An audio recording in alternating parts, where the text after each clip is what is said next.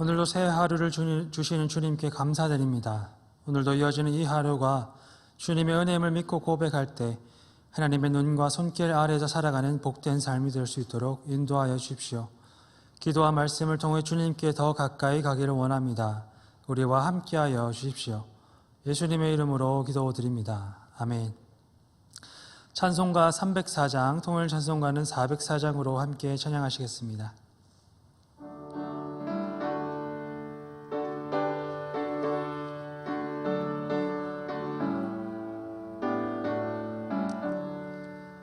그 크신 하나님의 사랑 말로나 형용 못하네. 저 높고 높은 별을 넘어 이 낮고 낮은 땅 위에 죄범한 영혼 구하려 그 아들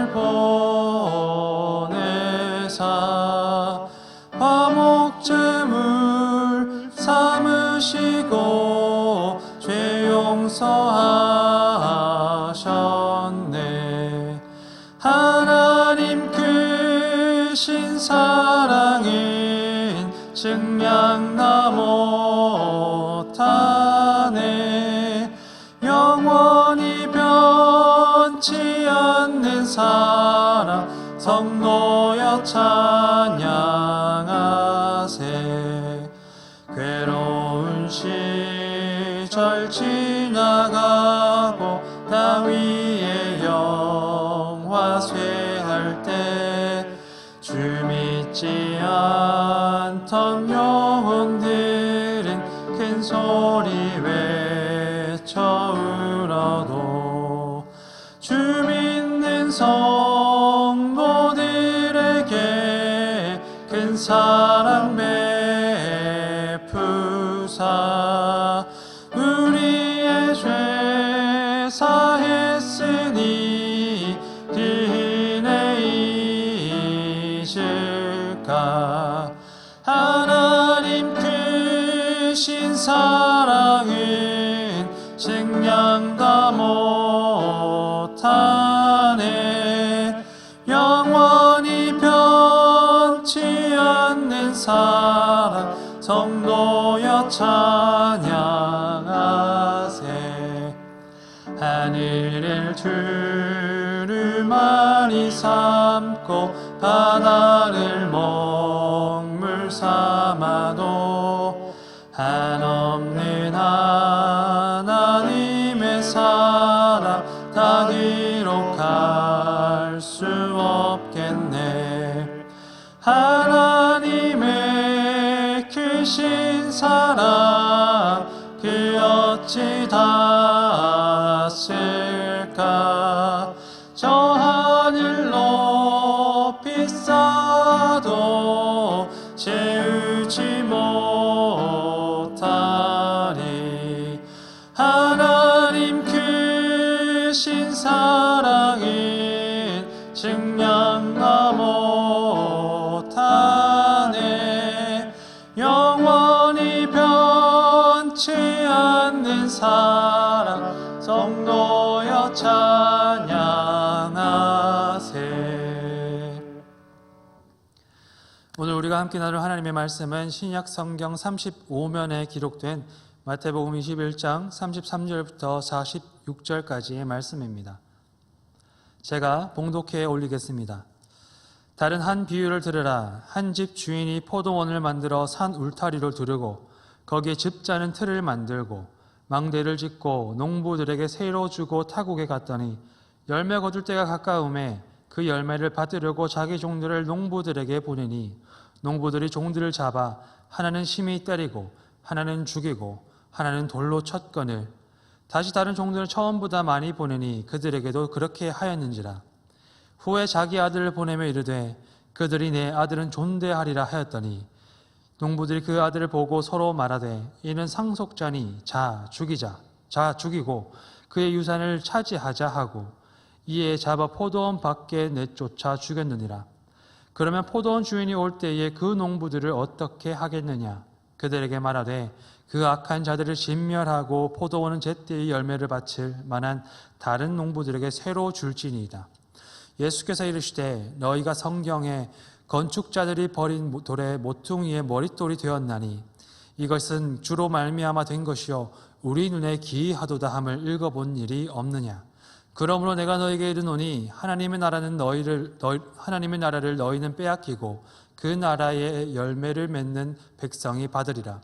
이 돌 위에 떨어지는 자는 깨지겠고 이 돌이 사람 위에 떨어지면 그를 가루로 만들어 흩으리라 하시니 대제사장들과 바리새인들이 예수의 비유를 듣고 자기들을 가리켜 말씀하신 줄을 알고 잡고자 하니 무리를 무서워하니 이는 그들이 예수를 선지자로 알미었더라. 아멘. 21장의 본문의 배경은 예루살렘입니다. 예수께서는 예루살렘에 입성하심으로써 지상에서의 사역의 종점을 향해 걸어가고 계십니다. 그분은 세 차례 외고하신 대로 유대 지도자들과의 갈등 속에서 로마 재판장에 넘겨지고 제국에 대한 반역의 혐의를 뒤집어쓰고 십자가에 달리시게 될 것입니다. 그런데 예루살렘으로 들어오신 예수께서는 자신의 죽음을 재촉하시는 듯이 행동하십니다. 유대인 지도자들과의 갈등과 논쟁을 피하지 않고 도리어 몰아세우는 모습을 본문이 보여주고 있습니다. 오늘 소개된 비유도 그중 하나입니다. 대적자들이 그의 이야기를 듣고 얼마나 분노했는지 본문은 유대인 지도자들의 분노를 이렇게 묘사하고 있습니다. 대제사장들과 바리새인들이 예수의 비유를 듣고 자기들을 가리켜 말씀하신 줄 알고 잡고자 하나. 대제사장과 바리새인들이 분노한 예수님의 비유는 잘 알려져 있는 포도원 주인의 비유입니다. 자신의 포도원의 애정을 가지고 정성스럽게 가꾸었던 주인은 산 울타리를 두르고 망대를 지어 잘 가꿀 뿐만 아니라 수확물을 충분히 생산하고 또 질 좋은 포도주를 만들 수 있도록 그 필요한 틀과 각종 도구들을 자신의 투자를 통해 준비해 두었습니다. 애정만큼 투자를 하였고 또 많은 소작인들을 고용해서 포도원을 정성스럽게 가꾸었던 것입니다. 주인이 잠시 먼 길을 여행하게 되어서 집을 떠난 후에 열매가 거둘 때가 다가옵니다. 포도원의 정성과 투자를 아끼지 않은 주인은 좋은 열매와 포도주 얻기를 기대하며 소작인들에게 자신의 뜻을 담은 종을 보내었습니다. 그런데 주인에게 되돌아온 소식은 그의 기대를 전혀 빗나가는 것이었습니다. 소작인들은 주인이 바란 열매를 거두어 들인 대신에 보내어진 종들을 때리고 돌로 쳐 잔인하게 죽였던 것입니다. 주인의 권위와 뜻을 위임받은 종을 대하는 그들의 방식, 이는 주인을 향한 소작인들의 마음을 대변하고 있습니다. 소작인들의 행동은 그들과 계약 관계에 있는 주인을 대하는 마땅한 방식이 아닙니다. 그러나 주인은 미련스럽게 보일 정도로 소작인들에게 인내합니다. 당장의 군대를 일으켜 자신을 욕보인 이들을 내쫓고 처벌하는 대신 마지막으로 자기 아들을 보낸 것입니다. 내 아들은 존대하리라. 이 말이 수차례 종들을 때리고 죽이기까지 한 소작인들에게로 보내는 주인의 오래 참음이 얼마나 미련스러운 일인지 생각하게 합니다. 이 이야기를 듣는 이들의 기대는 빗나가지 않고 결국 소작인들은 주인의 아들의 피로 다시금 자신들의 손을 더럽히게 되었습니다. 주인은 그제서야 움직이기 시작합니다. 소작인들이 흘린 피로 그들은 정죄당하고 진멸됩니다. 그들이 받아야 할 징계가 끝이 나면 포도원은 제때 열매를 맺어 주인에게 돌려드릴 사람들에게로 넘어가게 될 것입니다. 오늘 이 비유는 무척이나 알기 쉽게 구성되어 있습니다. 여기서 포도원 주인은 하나님을 나타내며 선택된 소작인들은 본래 하나님의 구원 사역을 드러내고 그것을 시장에서 이루어가기 위해 선택되었던 이스라엘을 뜻합니다. 주인의 뜻을 가지고 보내어진 종들은 예언자들과 선지자들을, 또한 마지막으로 보내어져서 죽임을 당한 지금 이 비유를 전하시는 예수님이 바로 그 아들에 해당하는 것입니다. 하나님의 선택에는 특권이 주어졌습니다. 이스라엘은 하나님께 선택을 받고 또한 많은 복을 받은 자들입니다. 그리고 그 특권은 의무와 한 짝을 이루어 주어졌습니다. 그들에겐 동시에 열매를 맺어서 하나님께 드릴 의무가 있었던 것입니다. 그러나 이스라엘은 예수님의 고발처럼 열매 맺는 대신 보내진 선지자들의 피로 손을 더럽히고 하나님께 드릴 영광을 대신하여서 자신의 뱃속을 채웠습니다. 이스라엘은 예수의 비유를 자신의 손으로 예언으로 만들 것입니다. 마지막으로 보냄받은 그 아들의 피로 스스로 손을 더럽히고 끝내 징계를 받은 후에 포도원은 예수 그리스도를 통해 세워질 새로운 백성들 곧 교회에게로 돌아갈 것입니다. 교회는 예수 그리스도를 통해 새 하나님의 백성으로 선택되었습니다. 이 비유는 그 선택의 은혜가 교회에게로 되돌아갔음을 이야기해 줍니다. 너무나 명확한 의미로 주어진 비유이지만 교회가 동시에 쉽게 지나치는 것이 있다면 그것은 선택받은 이들에게 요구되는 열매와 필연적으로 찾아오는 심판입니다. 새로운 백성으로 세워진 교회는 옛 이스라엘을 거울로 삼아 자신을 들여다보아야 합니다. 이스라엘을 오래 참으신 하나님께서는 로마서에서 사도 바울이 이야기하는 것처럼 그들을 완전히 버리시지는 않으십니다. 하나님은 사랑이셔서 사람을 영영히 버려두지 않으십니다. 그러나 하나님의 오래 참음과 끝까지 사랑하심이 심판이 전혀 없는 것이라 그것을 뜻하지는 않습니다. 이스라엘은 자신이 뿌린 씨앗의 열매를 고스란히 떠안습니다. 고지스럽게 회개하지 않고 손에 묻힌 피의 값을 하나님께서 심판으로 되찾으신 것입니다. 믿음으로 의롭게 됨, 이 이신칭의를 뿌리로 두고 있는 교회는 구원과 은혜를 강조하는 것만큼 심판을 자주 외면하는 것 같습니다. 하나님의 은혜로 구원을 받은 우리에게 심판은 영원히 비껴간 것으로 가끔씩 종종 그렇게 생각됩니다. 그런데 신약 성경은 자주 마지막 때에 찾아오시는 하나님을 회개사처럼 묘사하는 것을 읽을 수가 있습니다. 하나님께서는 우리를 구원하시는 분이심과 동시에 심판하시는 분이십니다. 마태복음 25장의 많은 비유가 그것을 잘 보여주고 있습니다. 구원은 동시에 심판이 되고 심판은 동시에 구원이 됩니다. 선택받은 새 백성 교회는 구원받음에 머물러 있는 것으로 충분치가 않습니다. 에베소서 2장에서 바울은 이렇게 이야기합니다. 너희는 그 은혜에 의하여 믿음으로 말미암아 구원을 받았으니 이것은 너희에게서 난 것이 아니요 하나님의 선물이라. 하나님의 선택으로 구원받은 우리는 이제 하나님께 열매를 드릴 책임과 의무와 함께 살아갑니다. 그리고 마태복음 그 열매를 두고 이렇게 이야기합니다.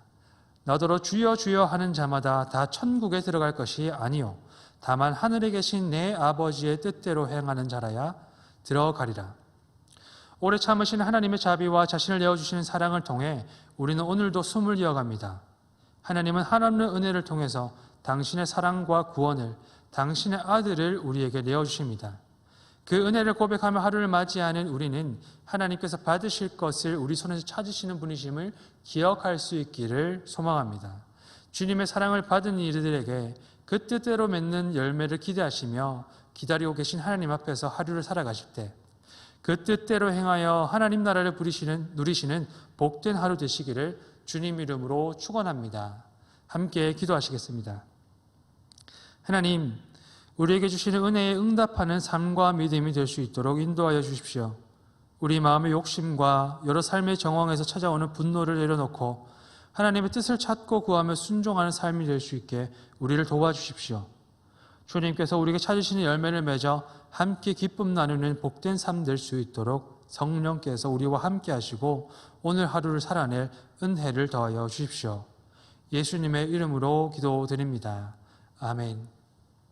하늘에 계신 우리 아버지, 아버지의 이름을 거룩하게 하시며 아버지의 나라가 오게 하시며 아버지의 뜻이 하늘에서와 같이 땅에서도 이루어지게 하소서.